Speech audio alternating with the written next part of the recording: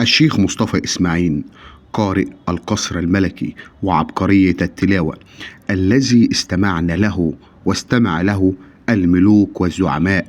121 عام على ميلاد قارئ القصر الملكي وعبقرية التلاوة. في مثل هذا اليوم الموافق 17 من شهر يونيو عام 1905 ولد الشيخ مصطفى محمد المرسي إسماعيل، أحد أعظم ما أنجبت دولة التلاوة المصرية، وأول قارئ رسمي للقصر الملكي في عهد الملك فاروق الأول.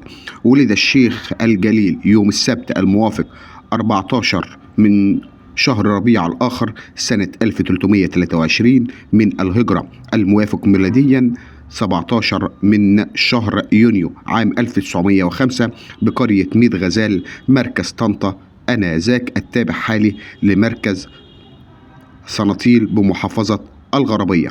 استمع له الملك فاروق، حينها كان يستمع لتلاوة من الشيخ مصطفى إسماعيل في مسجد الحسين، وكان فيها الخشوع، فتأثر الملك فاروق، وعلى الفور أمر مراد محسن باشا لإحضاره من قريته ليصبح بعدها القارئ الرسمي للقصر الملكي.